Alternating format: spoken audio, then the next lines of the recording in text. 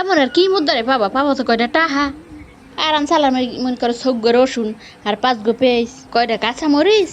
8 বোতল তেল গো হুগনা মরিচ আর 2টা লেমু আন দিলাম 1 প্যাকেট ইন্দুর মারা ঔষধ কয়টা জিনিস একটু দান নিছি হিয়া তুমি প্রত্যেক দিন চাইতেও পাশের বাড়ির পিও আইতে লাগছে 26 তারিখ সকল দিয়ে দিমু সব তো দিমু ইহা লাগে তোমার এত বড় লোকছি একখান রেসিপি খাওয়া যা তুমি মোরে কোনোদিন ফেরত দিতে পারবে না কারণ এ হয়েছে মোর সিগারেট রেসিপি কদিন মনুরে তোমরা মাত্র সামান্য কয়েকটা জিনিস কয়দিন মাত্র 2 বছর হয়েছে একটু দান নিছি হেইতে কি বারবার মুদার যাওয়া লাগে রাগের জ্বালা এই যে বড় লোক রেসিপি তৈরি হইর মার তোমাকে দেখাই দিম তোমরা অবশ্য মোর এই পাশের বাড়ির বাউজের এই রেসিপি আন দেয় তো দেখলা কেমন কয়টা বড় বড় বলদা গুছা নিয়ে হেই একটা রাত পাও কাটিয়ে নিলাম আম্মা বলদা গুছা না গলদা চিংড়ি চুপ কর সেমরি বলদা আর গলদা হবে আনি একই কথা এইবারে আমার মশলা নিলাম জোগাড় হরিয়ে বেশি হরিয়ে পেঁয়াজ কপ রসুন আর অল্প একটু আদা 2টা কাঁচা মরিচ নিলাম পরে নিলাম আধা কাপ নাইকেল আমার শুষ্ক আর কয়টা কাজু বাদাম নিলাম গোটা গোটা এরপরে আলাদা আলাদা দিয়ে আমার ভিতরে ঢুকাই দিলাম এইবার ভালো হরিয়ে কোড়া আগে পেঁয়াজ রসুন আর আদা আর মরিচ একবারে নিয়ে হাইয়ে কুটে নিমু এরপরে নাইকেল বাদাম আর শুষ্ক আর একবারে কুটে নিমু এরপরে জ্বালাই দিলাম গ্যাস এইবারে এই গুছে গুলারে লাল লাল হরিয়ে তরাতরি বাজগে নিমু হরিয়ে ফসফস মগো দেশে চিংড়ি মাছ রে কয় গুসা লোকাল থেকে গুসা কইতে কইতে আসি এখন কিন্তু পারবো এই চিংড়ি মাছটা কইতে পারবো না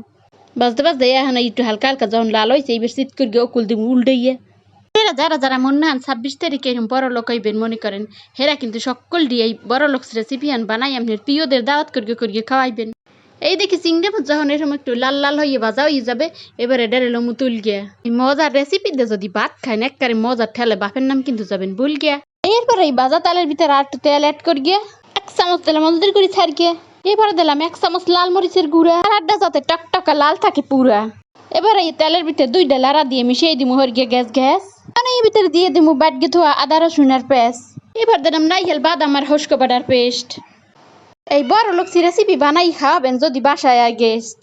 এখন দিলাম 1 চামচ চিনি আর নুন পরিমাণ মতো এই রেসিপিটা বানাইতে ইয়ে মনে পড়তে আছে এখন ছোটকালে নানির জাল দেওয়া গুছা চুরি হরিয়ে খাইছি কত